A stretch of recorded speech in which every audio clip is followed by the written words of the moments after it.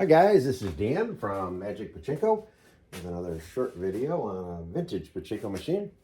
This time we're featuring a 1975 Nishijin Model A recycler with a full restoration.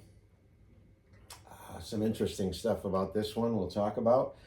This is the original Playfield. Quite a bit of water damage, as with an awful lot of the mid-70 machines that got a bath in the parlors, unfortunately. So when I put this up, if you notice some cuts here and wonder what that is, it's where I've cut the original stickers out of the old Playfield and then reset them onto the new Playfield. So very pretty center attraction, the butterfly done with gold leaf rather than the silver leaf. Very, very pretty. I really like that. Decided to go with the two-tone crown stickers. I think they match pretty well. And then this nice big phoenix, I guess, done in silver. So it's a pretty cool looking machine. Make sure I don't get the glare off the lights. Okay. So if you notice up in this corner, oh, sorry, I don't want to make you seasick here.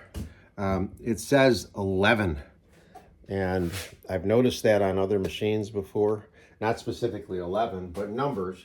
And what that means is that is the amount of balls that the machine pays out. This machine only pays 11 balls on a payout. Most machines paid 15 or 14. I'm not sure. The recyclers paid 14. I'm not sure what the rationale was in Japan for a machine that only paid 11 balls. Why would you play a machine that only played 11 when you could play a machine that would pay 15? So there might have been a different. It might have cost less to play this machine. I really don't know. If anybody does know, please contact me. And just as an aside, if you do contact me, either through the YouTube channel, my website, direct email, whatever, please keep in mind that as soon as you send that notification or contact, I get it. And usually I am ready to respond right away. So if you send me a question and a phone number, please expect the 585 area code to come back to you shortly, because that's just the way I am. I'm going to get back to you as quick as I can. So there were a couple of things with this machine that were special things we had to deal with, as always. And this is something that I still haven't quite figured out.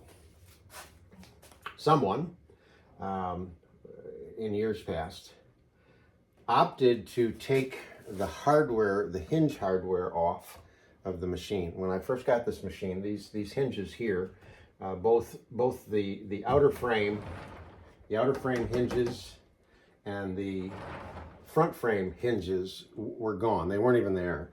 And in their place, someone had socked 3 big wood screws right through the front board here into the frame. I, for the life of me, don't know why.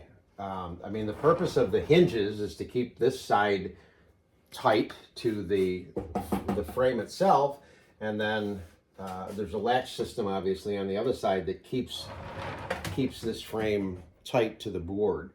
And then, of course, you know, and why you hinge it is so that they could swing these machines open. By eliminating the hinges and putting the screws in, the only thing I can think of is they needed clearance where the hinges were. If they put this into some sort of another cabinet, I don't know. If anybody has any clues as to why somebody would do that, I would be curious to know. Okay, so again, full restoration, new Playfield, all the wood's taken care of. Let's get this swung around so you can see the back of it. This one cleaned up really, really nice. There is quite a complex set of pathways in here, and you'll see when the machine's actually in operation, it opens a lot of tulips here, there, and everywhere. There's 4 tulips. This machine did not have the cover, the track cover that goes across here. It's usually a metal piece that hinges, and this little catch will allow you to open it up and close it. Just wasn't there, and unfortunately I didn't have one, so I went to my old standby, and this is vinyl siding. So that is the color of my house, in case you were interested. I just cut a piece that, you know, you cut it so that it fits, and I just tie wrapped it in place. It becomes one of those things that's functional. It serves the function, it works, so who cares what it really looks like, okay? So everything else is good. So let's get this thing fired up and show you how it works. So you're going to take your 12-volt power supply, plug it into the wall, and then plug it into the pigtail. And when you do that, the ball out light will come on. That's the ball out light up in there. It is controlled by this leaf switch and the action of this particular mechanism right here. So when there's enough balls in here, the weight pushes this down, and it lifts this little heavy stiff wire off of the leaf switch and breaks the contact, and the light goes out. When there's not enough balls in there, then it's in this position and this light comes on, okay? The second thing that you need to do after you plug it in is make sure that this mechanism right here is in the shut position, or up, rather than down in the open position. So up versus down, make sure it is up. And what that does,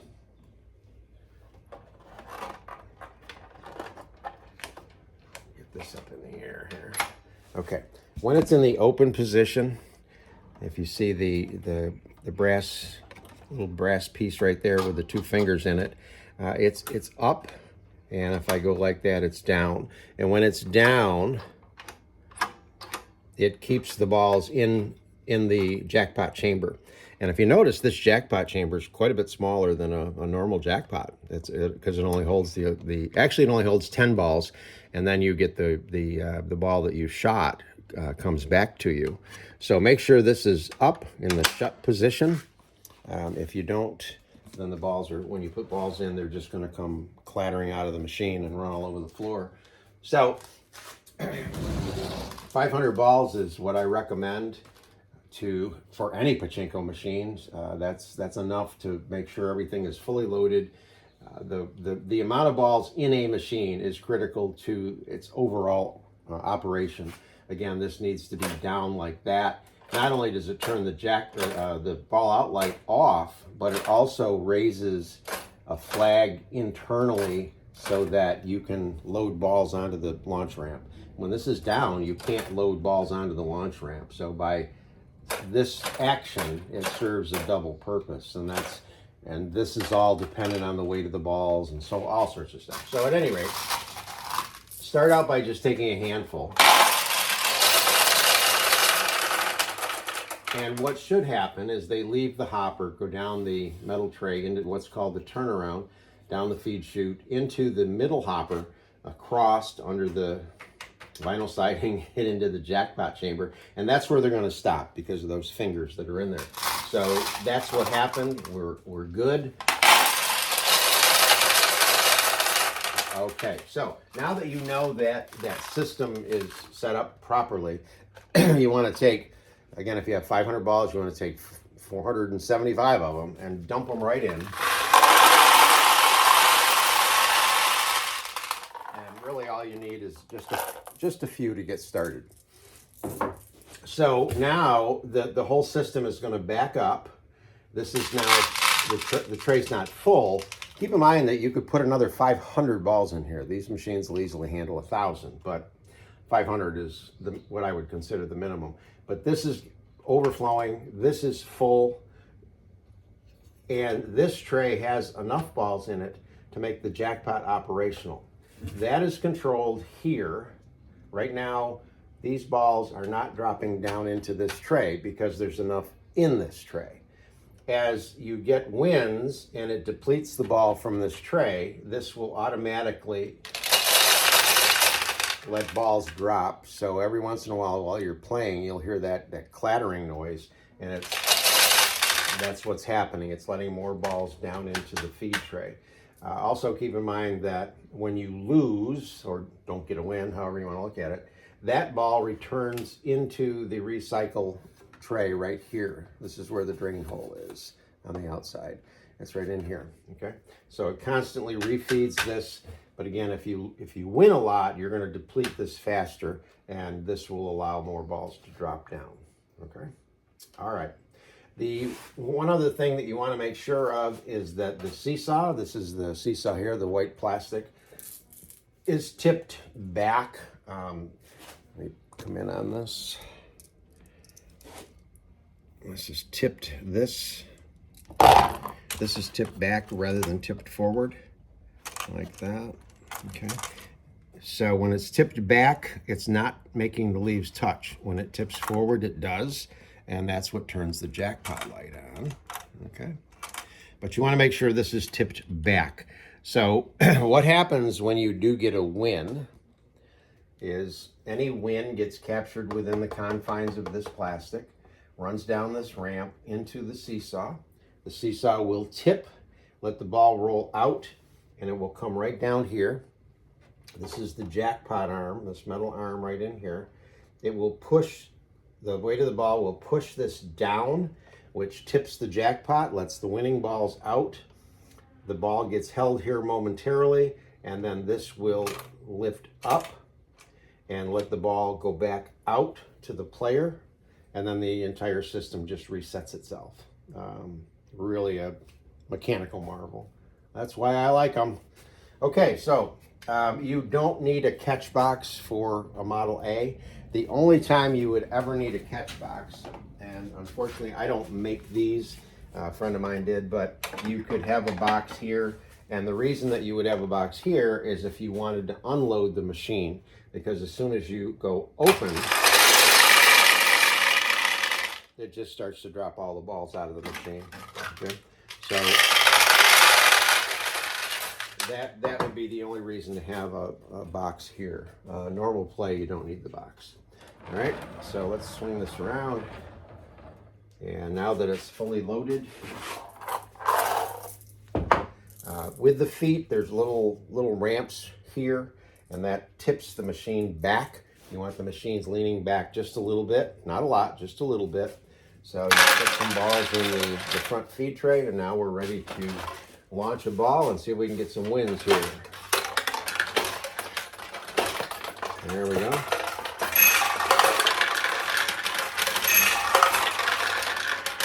Now what happened there is that I got a win because this tulip was already open, and then I dropped a ball into the center attraction, which opened these two tulips. And it's interesting with this machine, it doesn't make as much noise as a normal Pachinko, at least to my ears, because it's only dropping 11 balls out instead of 15. So it doesn't make as much noise banging off the ring bells.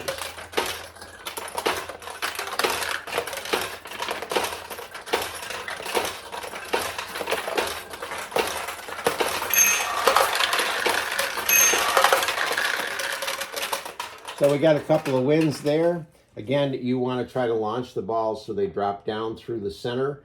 The center attraction is what's going to open the tulips. Once the tulips are open, it makes it a much easier target. You want to go all the way down and let go. And if you notice when I do that, it will go all the way over, hit the bumper, and stay on the right-hand side.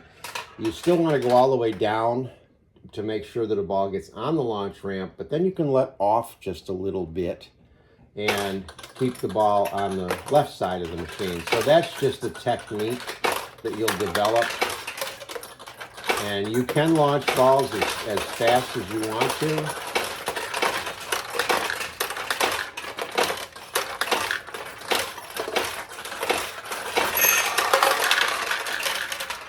The only thing I caution owners of the machines that have young children, kids like to slap at this. They like to slap it to get it to launch balls. And the metal portion of it here can handle that, but internally there's some plastic parts in here, and those plastic parts don't do well with that kind of pressure. So teach kids how to launch the balls properly. And if you do get a win, and it does not pay out. What you want to do is just simply look at the back of the machine, and most of the time there's just a ball stuck in this chute, and you can just wiggle some stuff, tap on it, the ball will fall out, the machine will reset, and you're fine.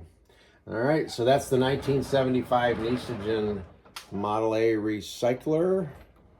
There we go. Hope you like it.